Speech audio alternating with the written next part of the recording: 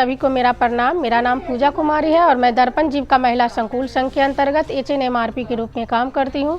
मैं जीविका में 2019 में जुड़ी थी और जब मैं जीविका में जुड़ी तो समूह के बैठक में जाने लगी और समूह के बैठक में जाने पर मुझे जानकारी मिला कि यहाँ की महिलाओं को उतना जानकारी नहीं है जितनी जानकारी स्वास्थ्य पोषण का होना चाहिए कि क्या खाने से क्या फ़ायदा होता है। मेरा नाम इंदिरा देवी है। मैं नालंदा जिला हिलसा प्रखंड जुनियार गांव से हूं और दीदी मैं समूह की सदस्य हूं, सरस्वती जी का स्वयं सहायता समूह के सदस्य हूं। समूह में जुड़ने से पहले मुझे किसी प्रकार का कोई जानकारी नहीं था कि किस प्रकार का खाना खाना चाहिए, ना खाना चाहिए, किससे क्या लाभ है।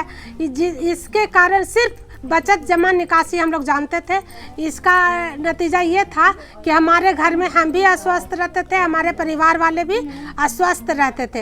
लेकिन हम लोगों को जो जिला स्तर और राज्य स्तर पर ये ट्रेनिंग दिया जाता है, उस ट्रेनिंग के माध्यम से ही हम लोगों को इतना जानकारी मिला और हम उस जानकारी को लेकर के अपने समूह के बैठक में, VO के बैठक में जाते हैं, CLF के बैठक में जाते हैं और वहाँ महिलाओं को ये जानकारी देते हैं कि क्या खाने से क्या फ़ायदा होता है और गर्भवती माता को क्या खाना चाहिए, धात्री माता को क्या खाना चाहिए, छोटे बच्चे को क्या खिलाना चाहिए, नवजात शिशु को कैसे देखभाल करना चाहिए।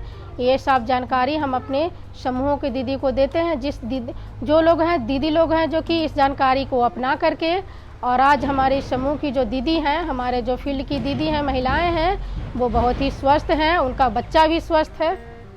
हमारे फील्ड में कुछ ऐसी भी दीदी हम लोगों को मिली जो दीदी की मैंने पैसे से मजबूत दीदी नहीं है, उनके पास इतनी नहीं है कि वो दीदी हर रोज़ सब्जी को खरीद के खा सकते हैं, हर रोज़ जा सकते हैं बाज़ार।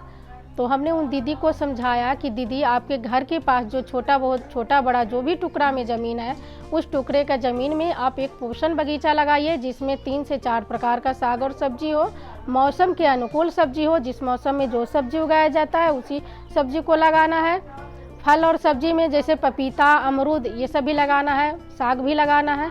इस तरीक़ा से लगा करके दीदी वो अपने रोज़ के खाने में विविधता को अपना सकती हैं, खाद्य समूह को पूरा कर सकती हैं। घर घर जा कर के फ्लिप चार्ट के माध्यम से खाद्य समूह का जानकारी हम लोग देते हैं। उसमें क्या खाने से क्या फ़ायदा होता है, बच्चों को क्या खाना चाहिए, गर्भवती माता को क्या खाना चाहिए, धात्री माता को क्या खाना चाहिए, बुजुर्ग जो है उनको क्या खाना चाहिए, इसके लिए समझाते हैं। और उनके घरों में हम लोग स्टिकर भी साटते हैं जिस स्टिकर को देख करके, ताकि वो उस स्टिकर को देख करके अपने रोज़ के खाने में विविधता को अपनाएं और सही पोषण अपनाएं।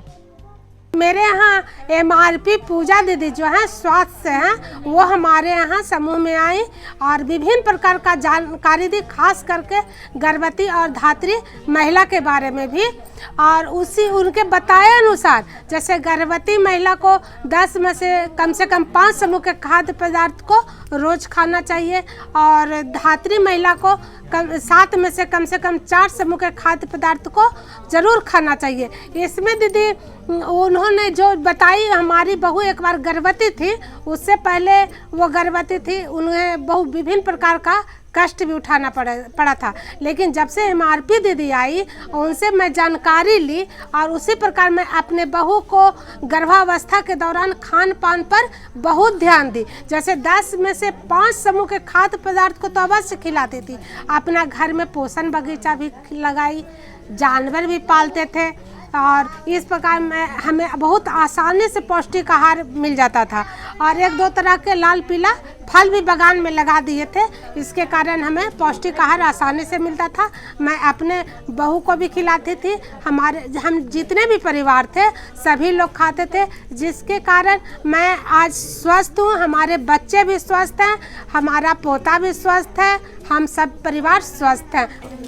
स्वास्थ्य पोषण की ये जो जानकारियाँ परियोजना के द्वारा हमें मिली है, इसे न सिर्फ हम समूह की दीदी को बल्कि अपने ऊपर भी इसका पालन करती हूँ और सही पोषण से अपने आप को भी स्वस्थ रखती हूँ और अपने परिवार लोग को भी स्वस्थ रहने में मदद करती हूँ।